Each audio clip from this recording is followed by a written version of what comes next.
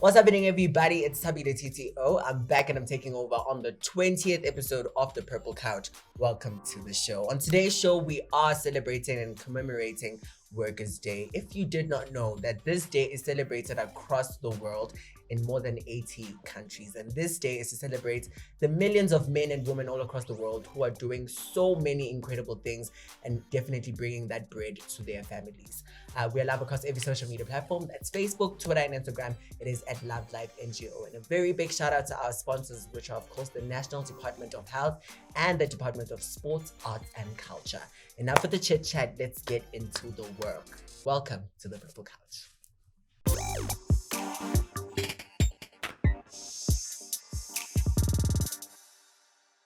And we're back and still taking over. This is still the Purple Couch with me, your host, Thabile TTO. And it's time for us to jump into Spot the Trend. This is where we take a look back at some of the trending topics that went down this month. Speaking of Spot the Trend, darling, it used to be my favorite show as well, or the segment. Hi. What are you doing here? How are you going to have the 20th episode? Njani? By the way, guys, we are celebrating the 20th episode of the Purple Couch. And this is Nhlanhla. How are you doing, Nhlanhla? I'm very good, thank you. I'm so happy to see you here. Same here. Remember, guys, Nhlanhla Dube send the interview with Africa. I am back just to visit though with Thabile TTO. Are you ready to jump into Spot the Trend? Of course I am. This is where we're going to look back at some of the trending topics that went down this month. And the first topic that I want us to definitely spot is the trend that was trending of, you know, the 15-year-olds that were trending on social media for sleeping with these older guys, allegedly, because we don't want people coming for us, but allegedly they slept with these older guys and they got them a couple of goodies. What is your thoughts on this? I feel like, guys, poverty, yes, is a thing right now. But I don't think ukuthi into ekumele manje ipushe abantwana ukuthi baze bayolala abantu abadala because they want money. You know, if you feel you want imali ngale ndlela leyo, try doing something with your hands maybe. Yeah. Mawakwazi ukuqina hamba uyoqina uzoba nemali. Mawakwazi ukuthunga hamba uthunga uzoba nemali. You know, just be creative with your own hands, with whatever capability that you may have, and then uzokwazi ukuthi uthole leyo mali. Not for you to go sleep with all the people just ukuthi ube nemali.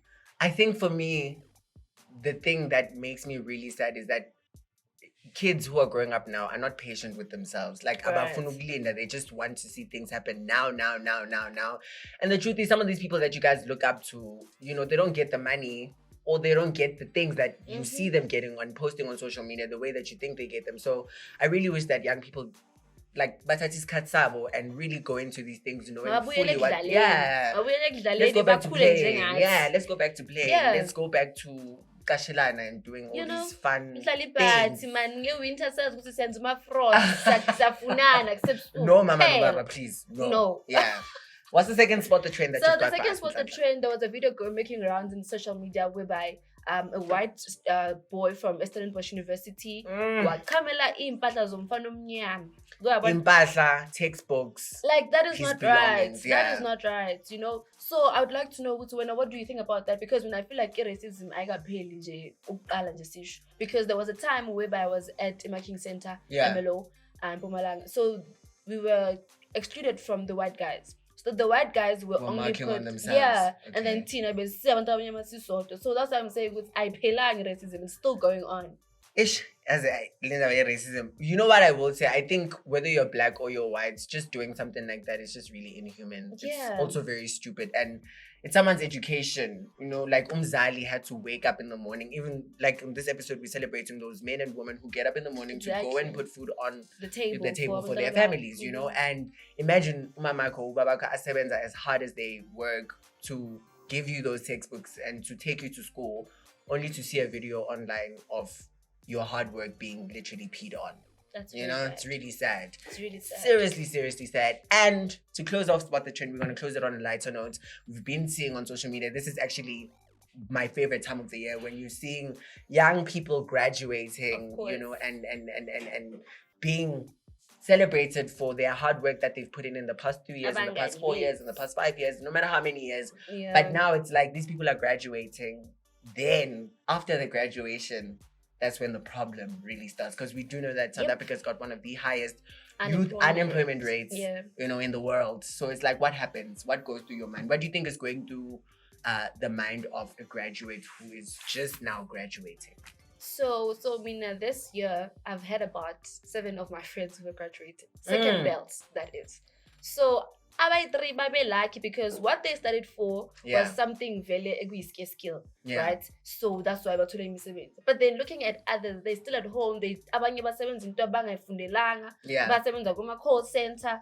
So they now I'm frustrated. Goes, okay, why did I study this if I'm not going to get the job? Why did I do all of this? Why did I take my time and do all this if I'm not going to get the job? You see? So okay, actual sciences, guys. I mean, I don't even know what that is. Where do they work? What do they do? But you know, so some of those things are things that manage. Okay, kids now are going to focus themselves on just getting to study science because they know good science definitely to What about people who like history? What about people who just like hospitality? And right now, COVID hospitality departments are just not that active. So imisebenzi is a scarce because now okay, we're not gonna hire a lot of people because we don't have money. You see? So yeah. And I think also on that note, I don't want us to keep pushing this narrative of kids need to study a certain thing because it's guys study things that you're passionate about because ultimately we are living in a world where there are so many unhappy adults who are living and working jobs that they do not want to do. And I do not want you at home watching the show to be that person. So I think find something that you are absolutely passionate about and make it work. It's not easy.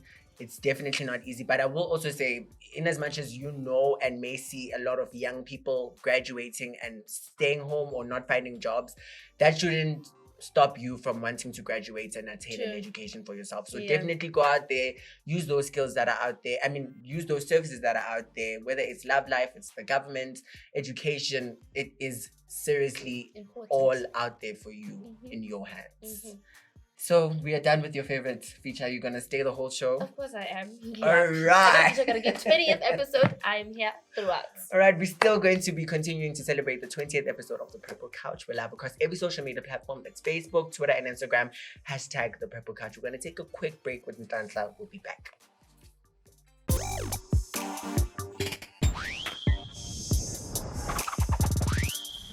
And you're still tuned into The Purple Couch with me, your host, Thabile TTO. And I'm hanging out with Nhlanhla, who was also right where I am. And I want to see what Nhlanhla was doing when she was here. So I put together a young quiz just to see how well you know Love Life, how well you know your guests. Disaster. Ultimately, how well you know what we're doing on The Purple Couch. Are you ready?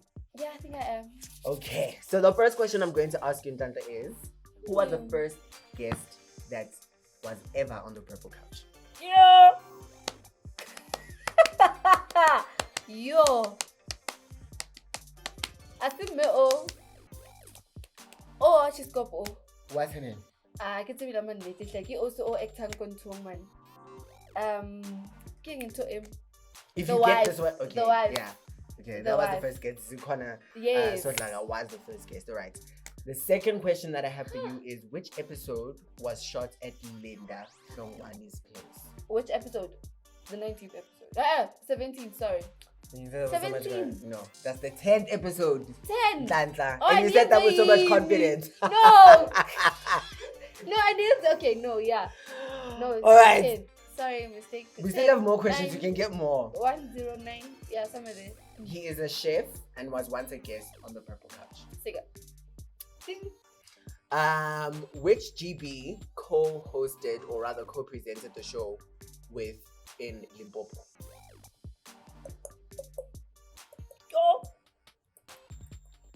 I can't see myself Limpopo now. I can't say. No, I'd be lying. I don't know her. It's Ronzi. No, I'm mad. Almazi. Okay, now I'm all right, the next question is, I want you to complete the sentence, né? So, siya sanitizer, siya condomizer, making us. What? Repeat that again? Siya sanitizer, siya condomizer, making us.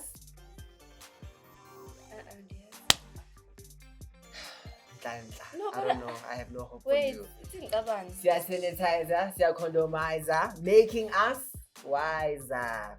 Oh, that's the one wise thing. All right. Complete my Raza's quote. Yeah? complete Maraza's quote. He says mental health is not something that gets cured, it's something that gets. Mental health is not something that mental gets health cured. Mental health is not something that gets cured, it's something that's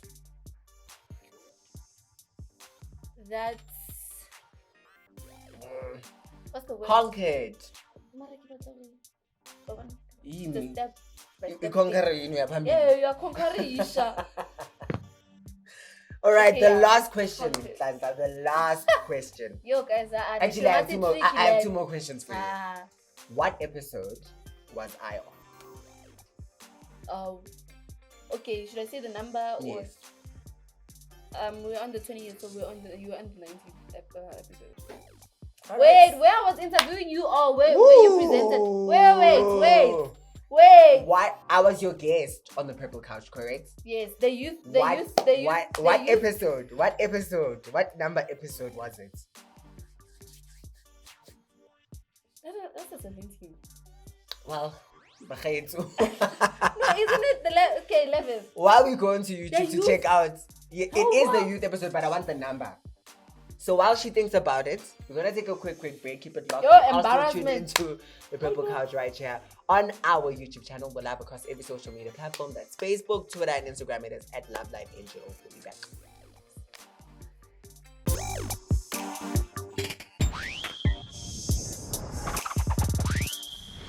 We're still here with the Purple Couch with TTO and myself, and Nyazi Guting Petilenyana Glama question number answer quiz. But it does not mean Guti Manja Kulama 10 episode in the Purple Couch. I did not do the best job. So now it's cut to say, we're on the street with Michael. TTO. Yeah. So it's about to get onto Word on the Street. This is where we go out onto the streets and we find out and get opinions from you. Today's Word on the Street, I want to find out from you. With the high unemployment rates, South Africa has some of the highest youth unemployment rates in the world. What do you think is, a realistic solution to help youth their lives? And connect with us across all our social media platforms. We're live on Facebook, Twitter, and Instagram. Use the hashtag The Purple Couch so I can find those responses. We're going to take a quick break. We'll be back with Nhlanhla on the 20th episode of The Purple Couch.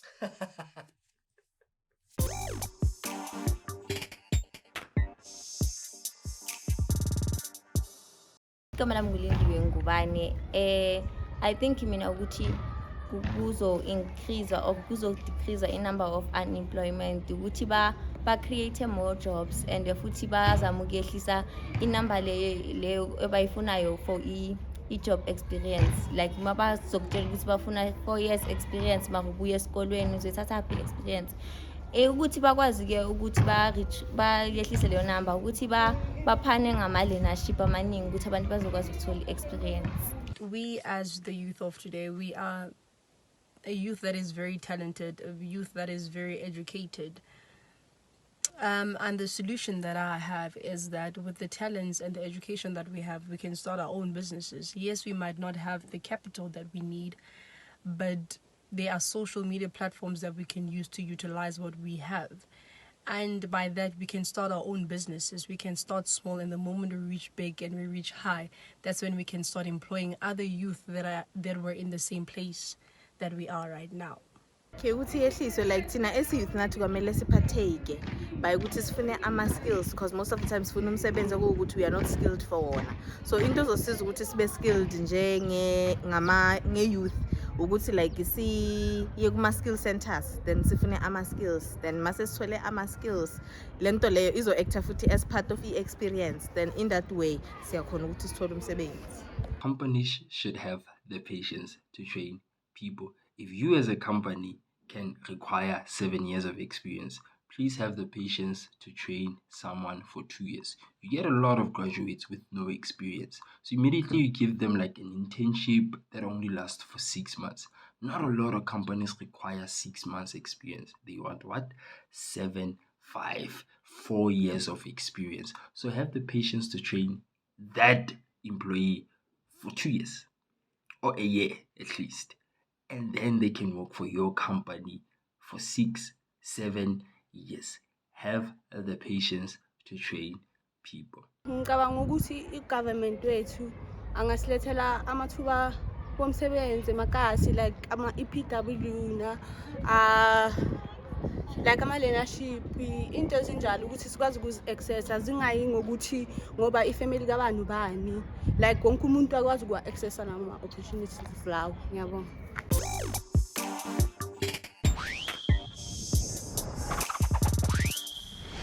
You're still tuned into the Purple Couch, still celebrating the 20th episode. Manje is Kat's exclusive interview where TTO caught up with Kevin Maduna, a former contestant Yago Idols. Check this out.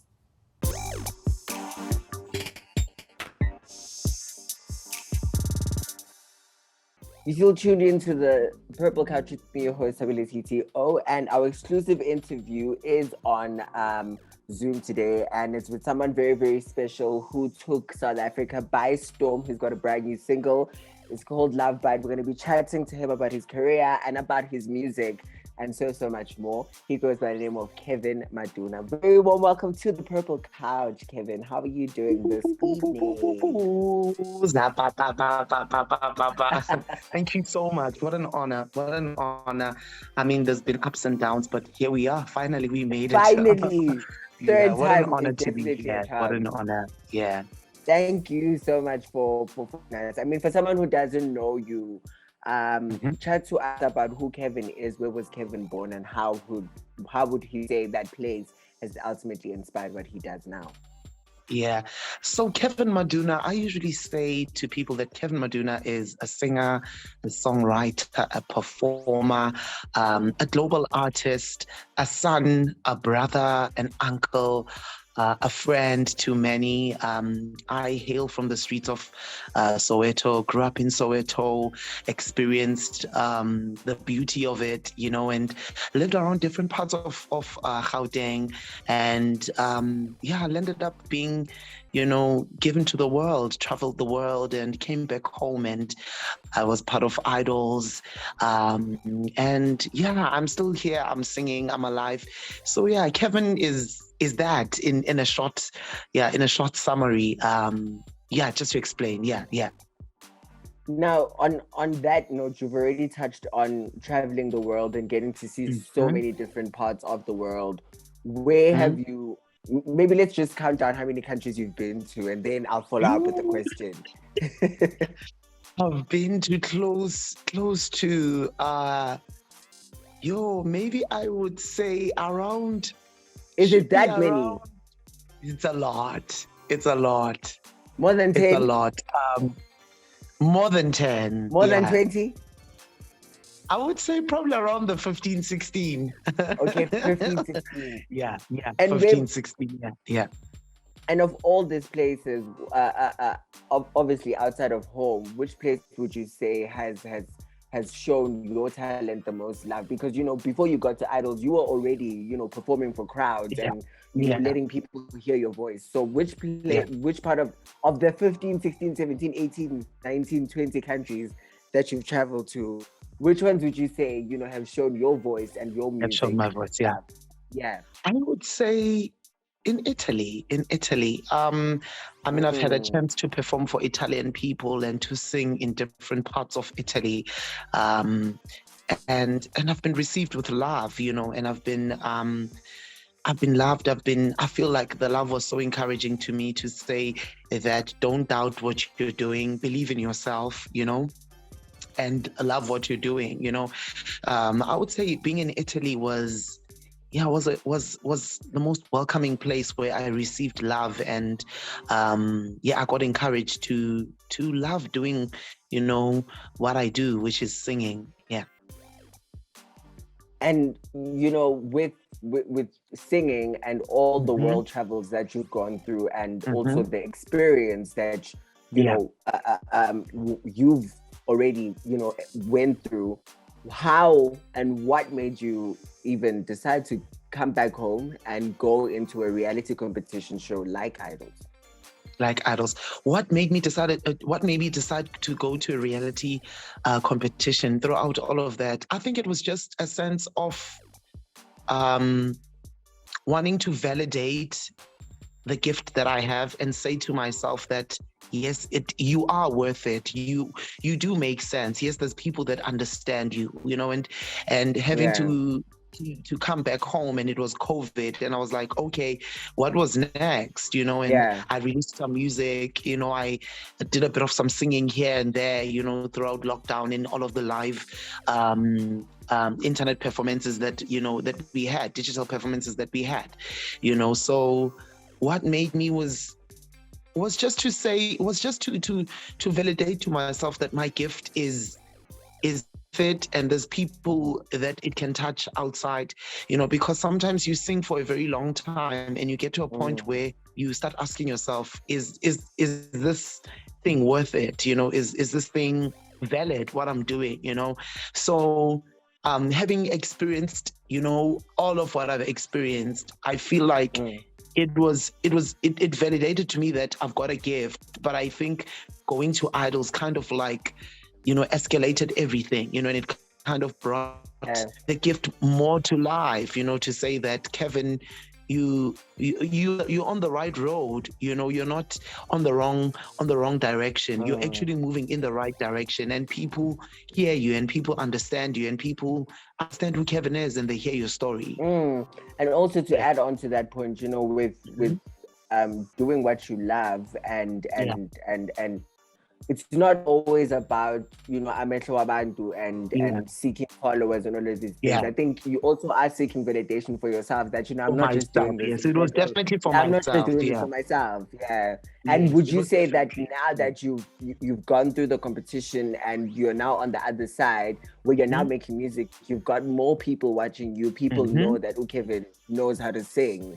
Would you say that the competition has done more for your career? Yes, it has done more. Indeed, it has done more. If I didn't appear on that television set, I don't think, the people. I would have the people that are following me on Instagram. I would have, the opportunities that came after. They might be small opportunities, but they made a difference in my life.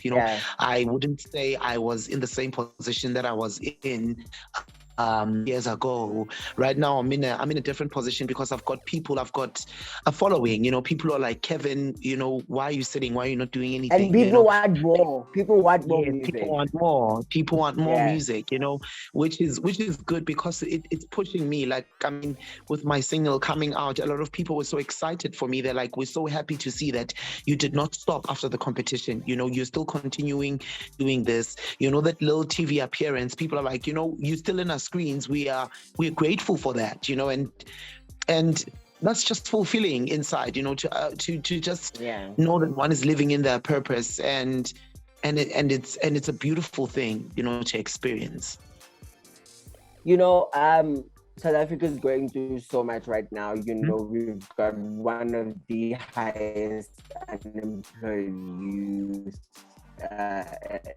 in the world, and you've gotten to travel the world. What would you say, outside of unemployment, would you say that the youth outside of South Africa is also facing, maybe you've traveled and you've seen the world, and what are the kind of similarities that you've seen in communities, in other young people in those communities, that are also happening here at home? Unemployment, we do see. I've seen unemployment. I've seen poverty. I've seen people stuck, in life and not knowing what to do. People still sharing the same sentiments, same problems that we have at home. Traveling the world, I've met people who still share the same stories about being unemployed, about the government, not giving them enough, enough money, enough funds to be able to take care of themselves. I feel like our struggles that we have in South Africa, even people that are in Italy, in Australia, in all of those countries, they're still facing them. It's just that we never kind of see their struggles on the daily, feed, on our news, on our social media, and our struggles are quite visible, for the people to know that in South Africa there's high crime, there's this, there's unemployed people. Meanwhile, also internationally, those things are happening. Young people are unemployed. Young people are resorting to other ways of making, income, and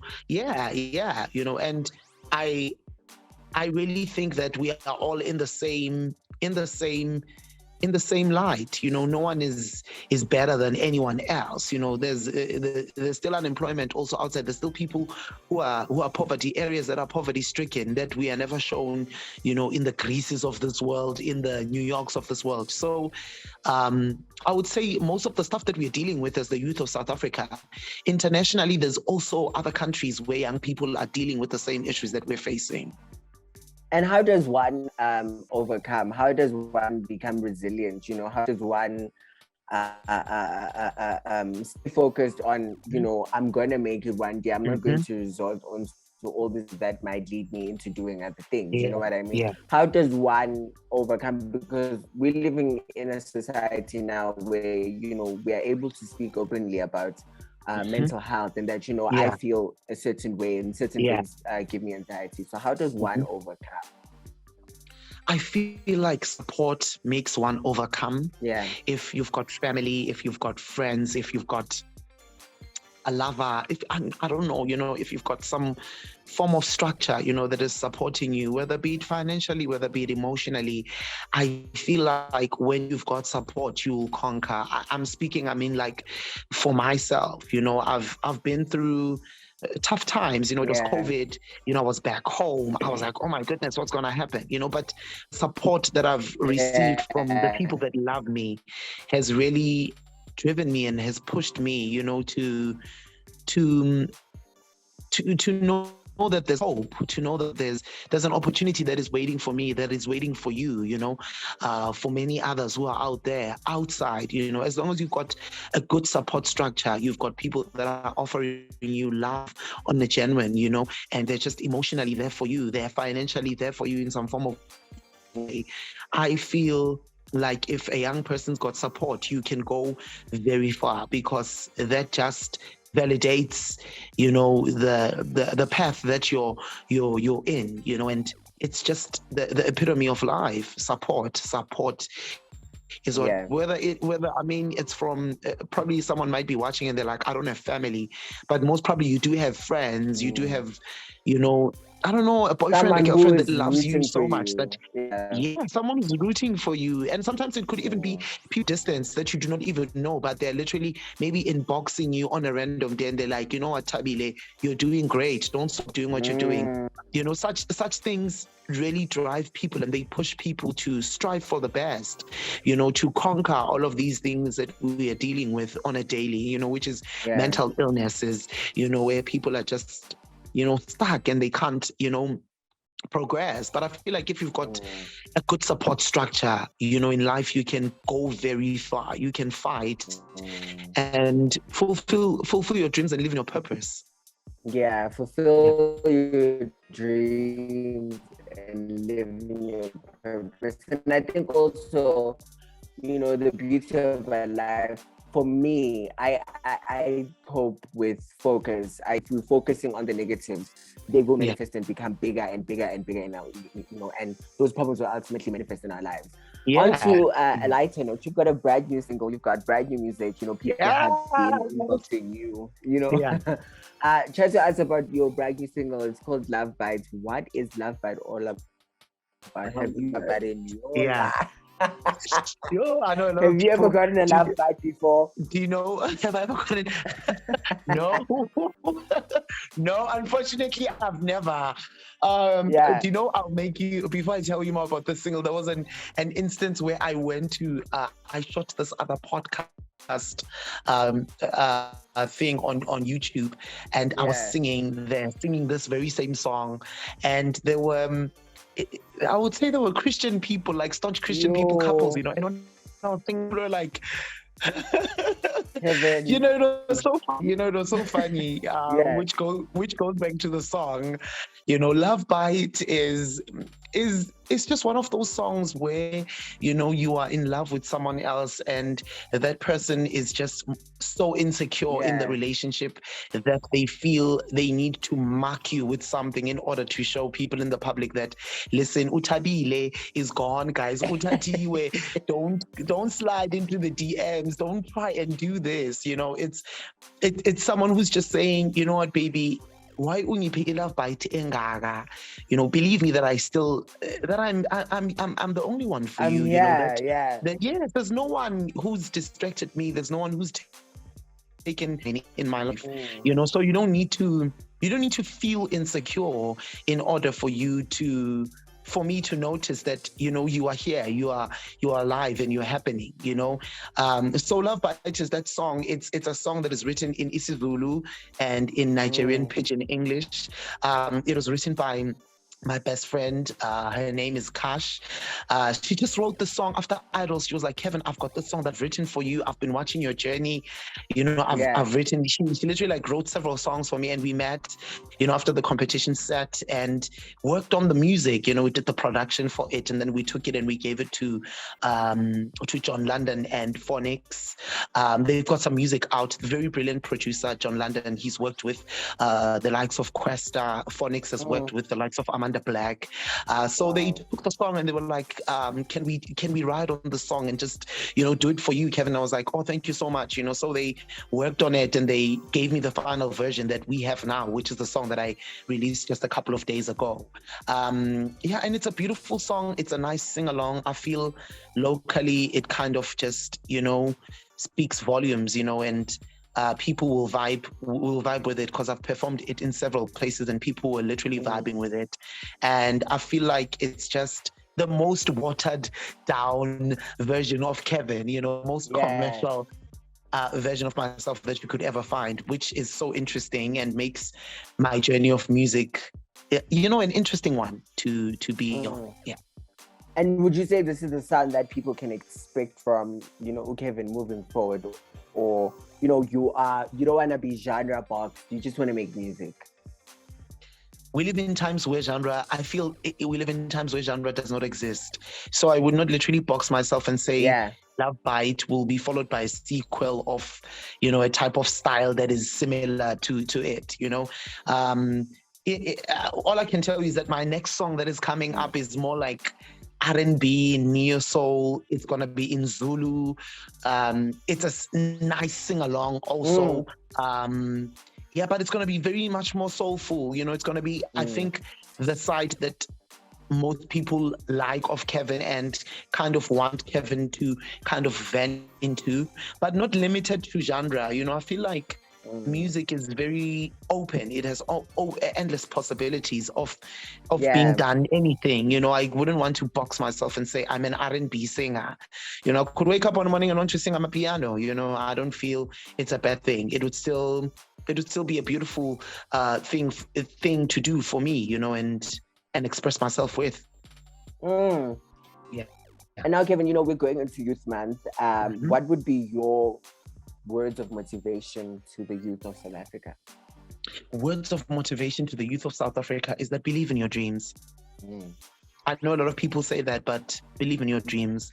Believe in your concepts that you create. Believe, whether be it you're in the arts, whether you're in the corporate sector, whether you're an entrepreneur, believe in what you're doing. If you don't believe in what you're doing, people won't believe in you.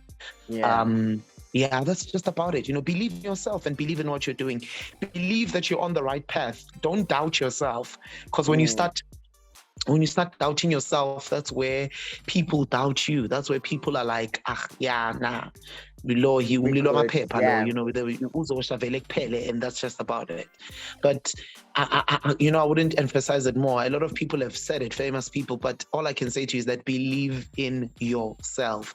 Don't doubt yourself, it's one of the daily things that I always try and remind myself, you know, every day, that believe in yourself. Be confident in yourself. Be confident in what you're doing. Whether people can say, but Thabile man, we are, you know. But if you believe that you're Thabile, you're amazing, you're an amazing presenter, you're an amazing host, you're an amazing this, people will believe in you. So the message that I could say to the youth is that believe in yourself. Don't doubt, not even a single chance. Don't doubt to come into your life and take place. Big shout out to you, Kevin. I think On that note of believing in yourself, I think a lot of people who go through reality show competitions, when they leave those competitions, their confidence is knocked down and they don't have the same love for music. They don't have, the same love for the craft the way that they did. And they never ever come back, and give the people that loved and enjoyed them on that journey, on that competition. And shout out to you for stepping out and giving the people that love you and love your voice and the way that you make music.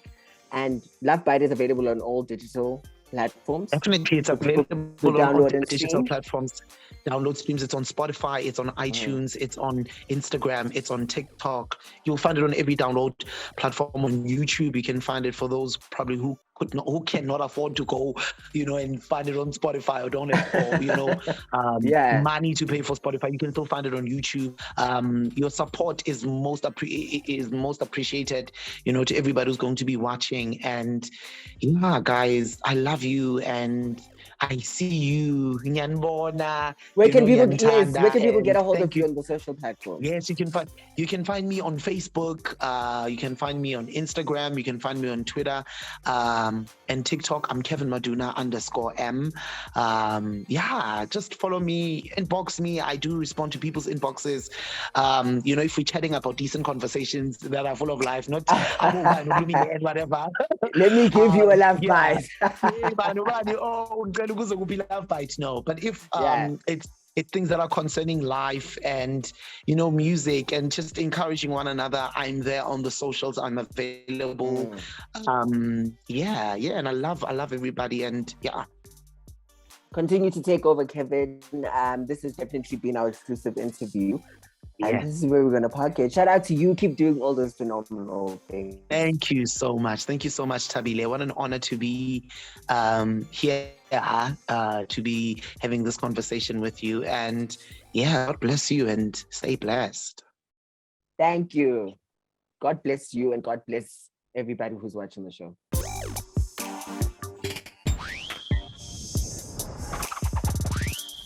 That was, of course, our exclusive interview with singer-songwriter and former Idols contestant, Kevin Maduna. He's got a brand new single out. It's titled Love Bite. Definitely go out there and check it out.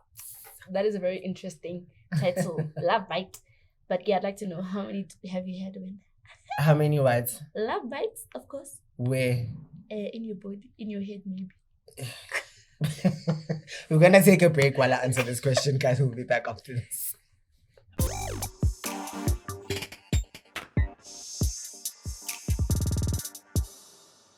And you still tune into the Purple Couch with me, your host, Thabile TTO. And it's time for us to get into a wide-biz conversation. And we've got a real estate entrepreneur who goes by the name of Thokozani Sibanyoni. Welcome to the Purple Couch. Hey. How are you doing today? I'm very well, thank you. How are you doing, man? I'm amazing. So I asked you before we started doing this interview, Uguti, how do you want me to introduce you? And you said you're a real estate entrepreneur. Yes. For someone who's hearing this for the first time, like myself, what is a real estate entrepreneur? I think, look, the long and short of it is pretty much an entire, ball of anything that has to do with real estate. I'm involved in brokerage. I'm involved in buying and selling, the educational part of real estate as well. So it's pretty much a complete spectrum of what real estate has to offer. So what then would be the difference between a real estate agent and a real estate entrepreneur? Look, I think real estate brokers, agents, as you call them, specifically specialize in buying and selling. Yeah. So they only assist clients with mainly helping them buy properties and sell their own properties.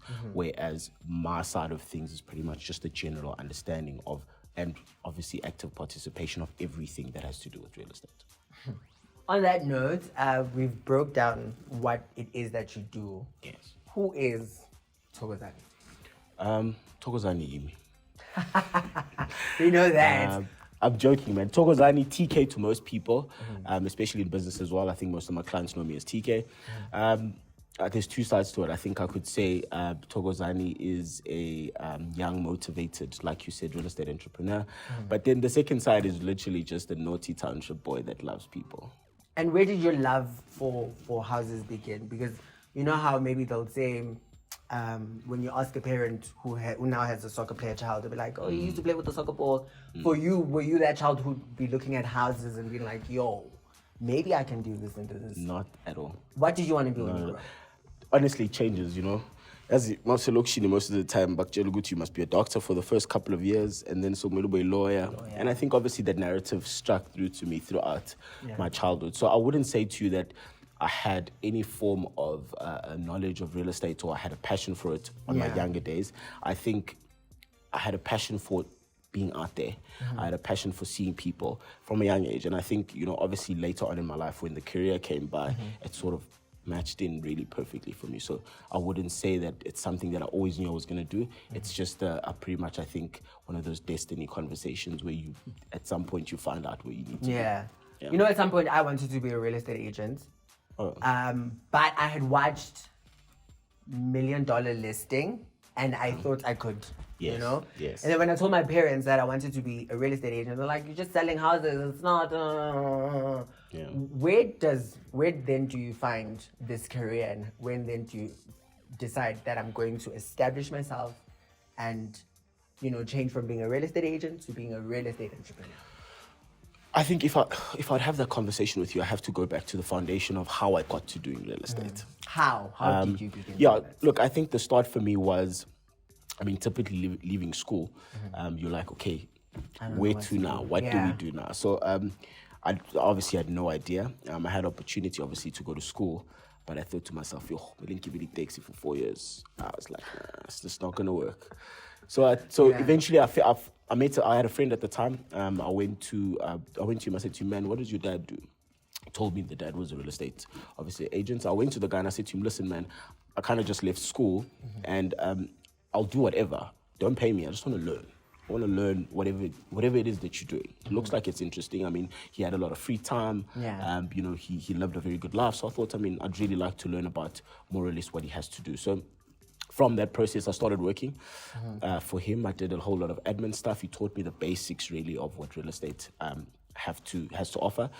And then, at some point, I realized, I think it was 6-7 months later, I was like, I love this. What I want to do, I enjoy this, man, you know, and I think it was right up my alley in the sense of, like I said to you earlier, being able to relate to people, speak to people, be out there. It's part of who I am. So eventually I thought to myself, maybe this is something that I could pursue.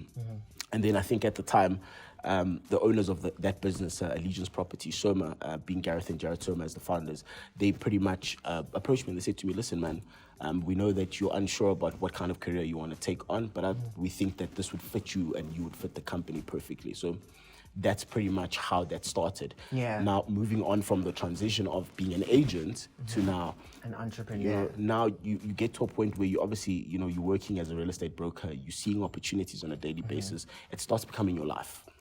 And obviously the pocket obviously gets a little bit heavier. You get into that. over time, and you start exploring, you know, the general entrepreneurship mindset. What is it that I should be investing in? You know, what am I going to do with my money? And I think the easiest way for me and the only game that I know best is real estate. And that's obviously how that foundation started. I started buying properties. I started putting properties up for rental. I started buying, renovating, flipping properties. So that's how that process started for me. And then over the years, I started having to mentor people that are coming into the business. So that's how it all then started boiling into one big ball of what we call real estate entrepreneurship. Sure. You said something so important about you went to your dad's friend and you told him, I'm not sure about what I want to do, but I like what you're doing and, you know, can you take me under your wing?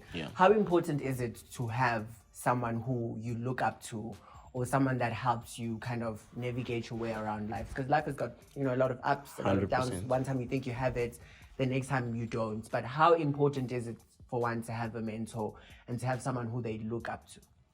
Look, I think for me, there's a gap, right, in looking up to people and accepting mentorship.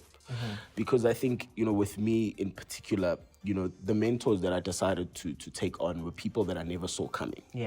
However, looking up to people is a good foundation and a start. You know, you have to aspire sort of to want to get somewhere. So if you see somebody wearing a red dress or, you know, you're like, oh, I'd love to wear that dress.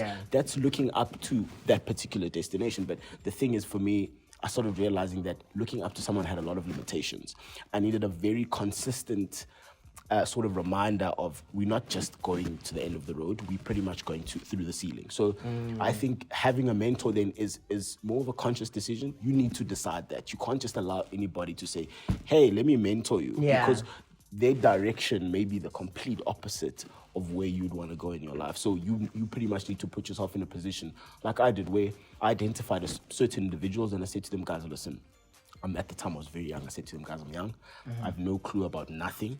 And I pretty much don't need guidance and support, but I need you to be there when I make wrong decisions. When I start messing up and when, real estate doesn't look too great, I need you to pretty much just give me a little pick up there so that I understand what direction I should be taking, because there's no one way of entrepreneurship. Your story might not be the same as mine. So I can't take your advice all the time because we don't go through the same things. Yeah. So yeah, I think that's when that's sort of the ideology that I take with regards to mentorship and looking up to someone. But it is very important. For me, it was the only thing that kept me going. Sure. This is the Workers' Day edition of the Purple Couch, and we're talking about work, we're talking about unemployment. Is there jobs in real estate entrepreneurship, and how do young people in South Africa, like you, like myself, how do they enter into that market and begin to establish themselves? Look, I'll give you the general way and I'll give you my way.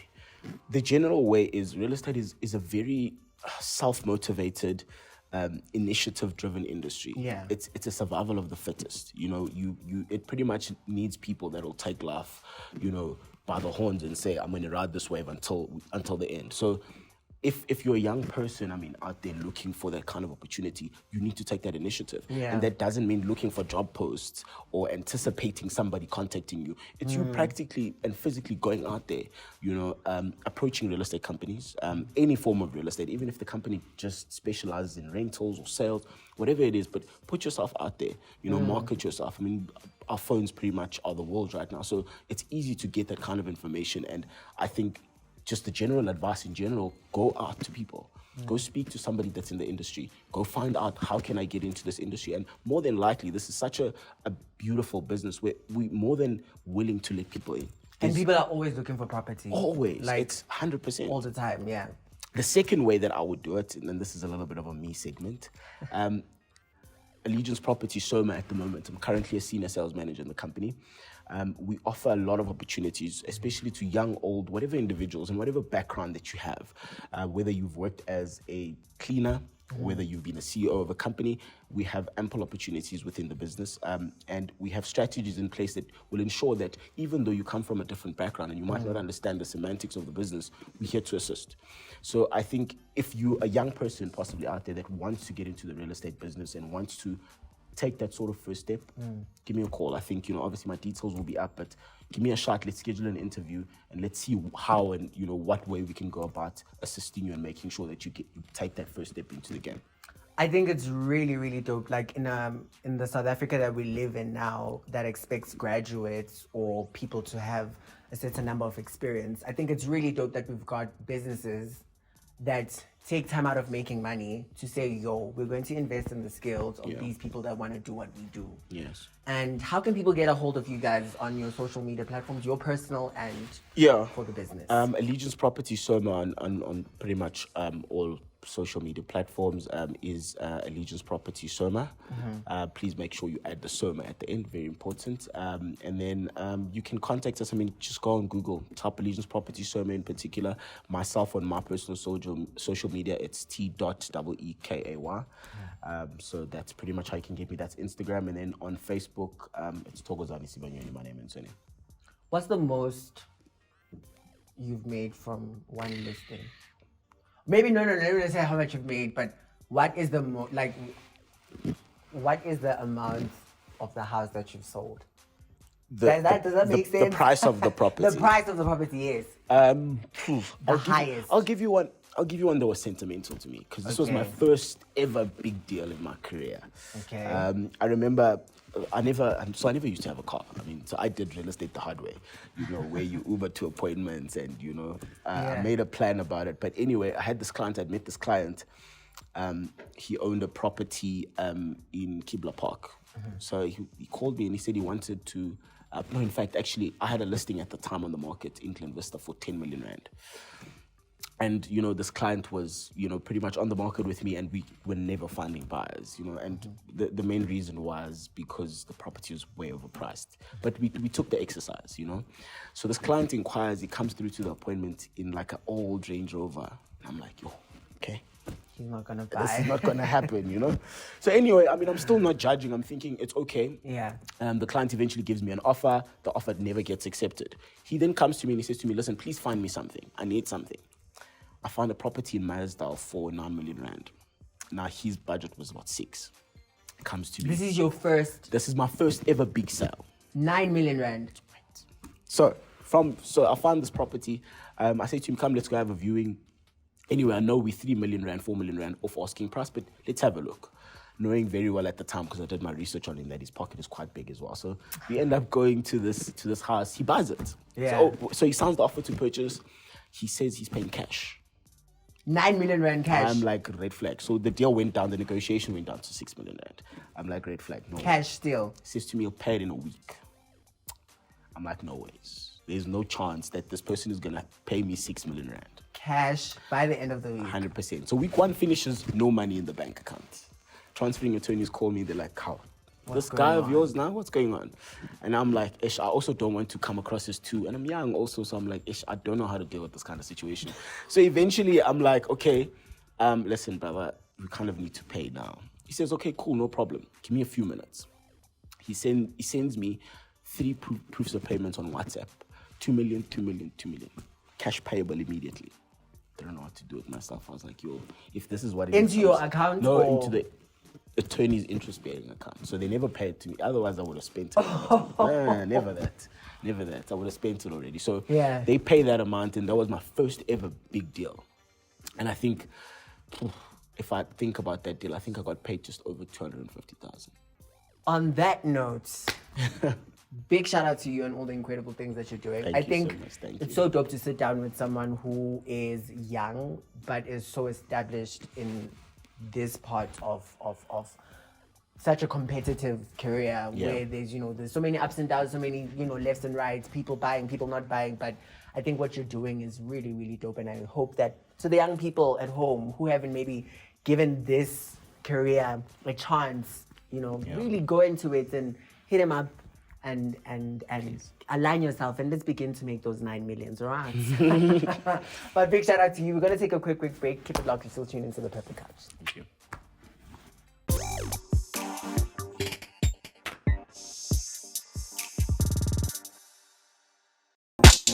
Move for Health is a concept of celebrating exercising to benefit a human being's health. It is celebrated each year on the 10th of May with people gathering physically or virtually to have an exercise fest. This year, we're in KZN celebrating Move for Health at the Phumelela Stadium in Sibongile Township, Phakathi eDandi. This all happens on the 31st of May, 2022. Post your exercise videos on all social media platforms on the day using the hashtag Move for Health and hashtag I choose to be active, and tag us at Love Life NGO. See you there.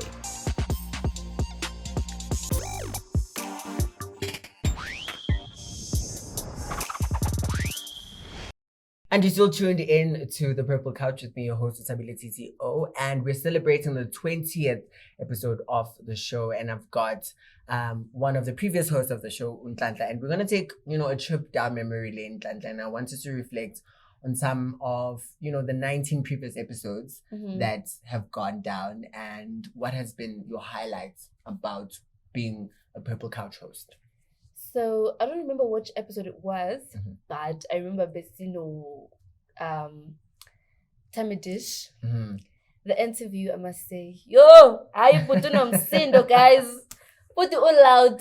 Begang overpowering. I felt good to know I'm like, you're too sweet for such energy. But yeah, I enjoyed the interview. It was really good. And also when I was interviewing one of the top 3s, Zemi South Africa, Murato Masima, I really enjoyed that, and it's so lovely that we still talk even today. Wow.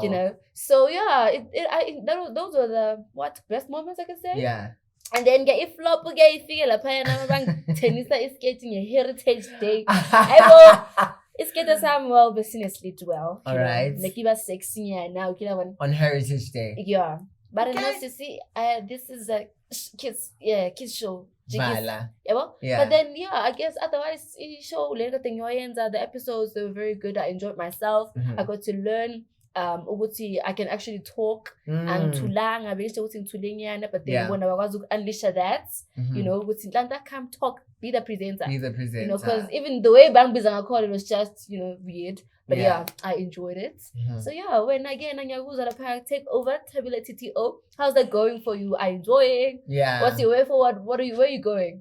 I think Nhlanhla, I speak for both of us when I say this that like the Love Life family is probably the best. Right. You know, when we're shooting, even in between like the weeks of us not shooting, I think, you know, for myself, I even said this to myself that outside of this being a presenting gig, I'm happy that I get to communicate to young people every single month, update them on some of the things that they may have missed. But more than anything, take them away from some of the things that they're going through in their lives, whether it's mental health, you know, you're not getting a job, you're not going to school, you don't have this, you don't have that, but we have 25 minutes, we have 45 minutes, we have 35 minutes together where we're just empowering each other. I think for me, that is what I really, really love the most about it. That's really good. Right? Which one would you say has been your best and most favorite interview, and an interview that hit you like when you're on your way back home, you were like, wow, that was such an enlightening conversation? I think the one with Kamu Bombe. Why? Because she's a female farmer and yes, Lintole Benga Vamanga. When growing up, farmers were guys. You know, most of them are well enjoy So I think that kind of like got me excited because okay, I can actually be a farmer. Be a farmer. Be and a lot own than just land. being a girl or pega.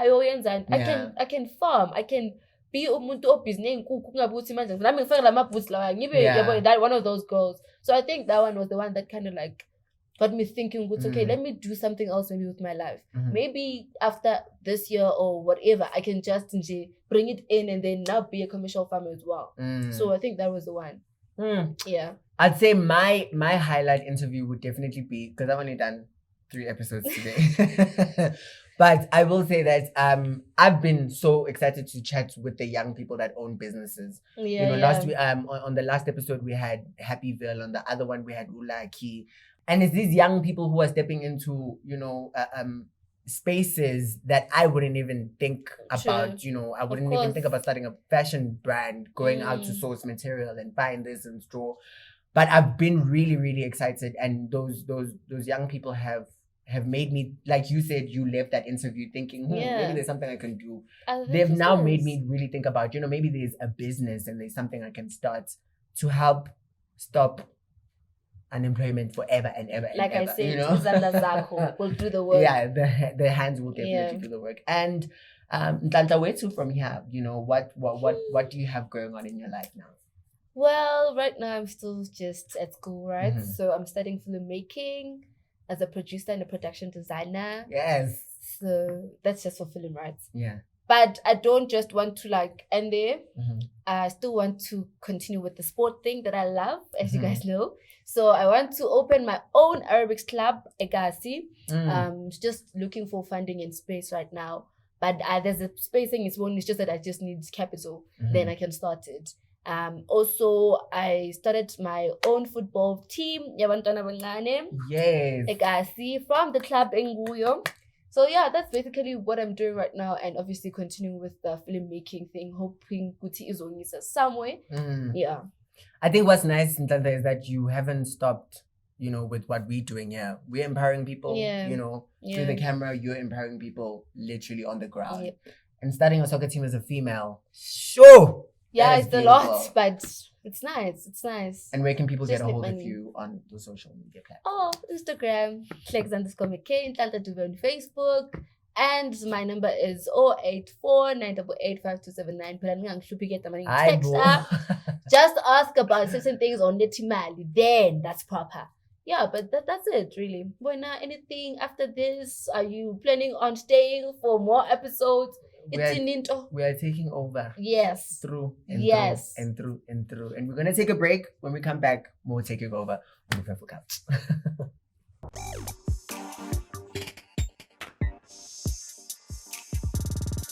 And we're back and taking over. You are still tuned into the Purple Couch. This is the 20th episode, and we're celebrating with Nhlanhla, who's of course co-hosting the show today. And we're about to jump into our fashion insider. And today we have got a game-changing brand, game-changing woman who's doing all of these beautiful things that you see us wearing right now with her hands. Please welcome fashion designer and creative makeup artist. She goes by the name of Onneile Kgosiejang. How are you doing today? I'm very well. Thank you for the warm welcome. Thank you for the warm hats.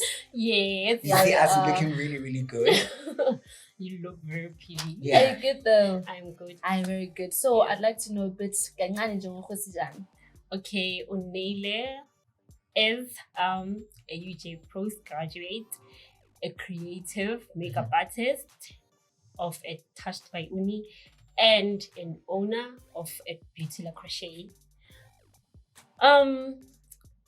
My purpose in this life is to leave a mark in people, on people that I made actually. I believe I believe in Lotta. Like I love Lotta a lot. Those who know me know that like I'm a very humorous person. Yeah. So I believe that's how like I'll be remembered. Yeah. But obviously with also positive things linked to Lotta. So yeah, that is me. And I mean, we came into this world with nothing. Yeah. And we need to leave something behind. So that's just me. That's just what I'm all about. Now, we said at the beginning of the show that we're wearing these beautiful hats. Where would you say your love for fashion even, started? I believe my love for fashion started when I was born. Yeah. I've been very different, So I believe I was born with this. Yeah. I was born with it. All right. So you were born with it rather. So there's no exact time where you say, okay, I'm 15, 16, 18. No, my mom used to tell me that I used to play dress up when I was when I was young, So yeah, I think from then until now, I still do that. Like when I need to go somewhere, I have to go to the mirror and and then I'm like, okay, I go with that one. But now, even now, I did that. Yeah. I mean, you were coming to the Purple Couch. Yeah. I had the outfit long before, I could even come here, So that's just me. Yeah. Yeah. And now, what would you say? When I think of being a fashion designer, I wouldn't think of literally sitting and crocheting each garment. I mean, you do these hats, you do these, bralettes and some of these skirts. Yeah. How long does this take? And why did you decide to use this fabric and maybe not cotton or any other material? Okay, let me start by saying, this takes, if I don't have, we have to work. You have to wake up and clean the house and all of that. But if I have a whole day to myself, this takes me a day. This took you a day? Yeah. But if I'm busy, it takes me 2 to 3 days. So this takes me 2 hours. 2 hours for this? Yeah. With the different colors? Yeah. And when did you learn that you had the skill? Oh, well, I learned this through my mom. So it all began with me buying a crochet top. There's a local store in Orange Farmers in Kingdom. So I went there and I saw this. I love pink. So I saw this pink crochet top. I was like, oh, this is me. Then I bought it. I went home. When I fit the top, it's big. It's like, oh, mom, look at this nice top. It's big. What I'm going to do is I can do that. I can fix it for you. I was like, oh, okay. She fixed it for me. And I was like, she was like, no, I can actually do more.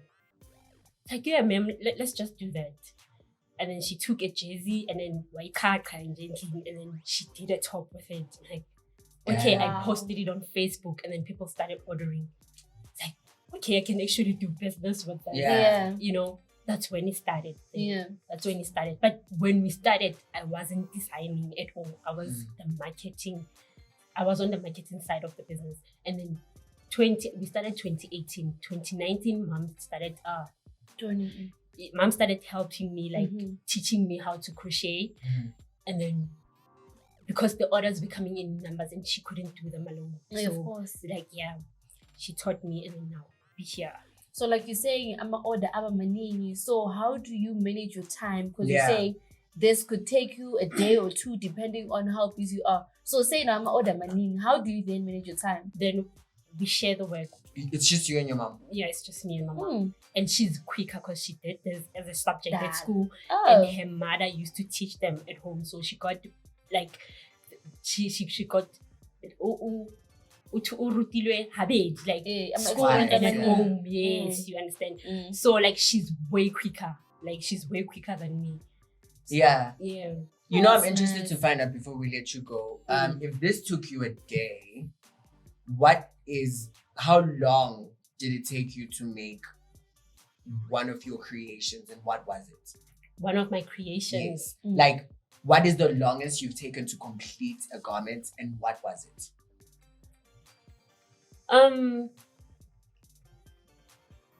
There's this other 2-piece I did, and it took me like 4 days. Oh. So 4 days is the longest? It's the longest. Wow. For only like 2 pieces. That's long. This part will probably just take me 4 days. But you know, when you do something, you get used to it. Like you become quicker. You become quicker. Wow. 4 days. Sure. It took me 4 days, not because of it was because of like the design was showing me flames. So I had to like start over, like, no, this is not it. Yeah. Start it over and do it again, you know, until I could be satisfied, like, this is what I want. You know, So say now,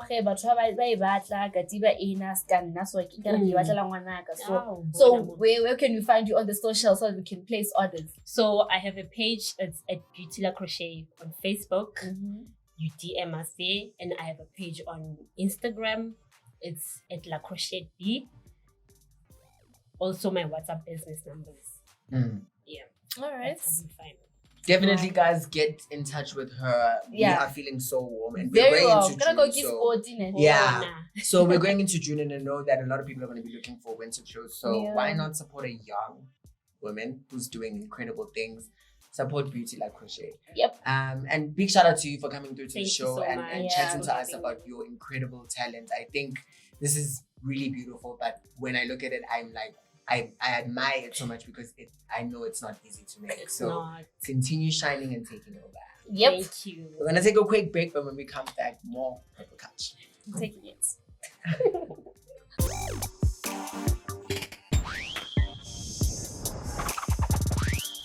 And we've come to the end of today's show. A big shout out to all my guests for coming through and celebrating this 20th episode of The Purple Couch. A big shout out to Nhlanhla for coming through and co-hosting this very important episode with me. Did you have a good time, Nhlanhla? I did. I mean, I even got a hat, so of course I did. It was very nice. Oh my God, thank you very much. Big shout out to you, and continue doing all the incredible things that we're doing. We love to see it. And we are back with another episode on the next month. We love across every social media platform. That's Facebook, Twitter, and Instagram. It is at LoveLifeNGO. # The Purple Couch. Until the next episode, we'll be taking over. Bye, guys.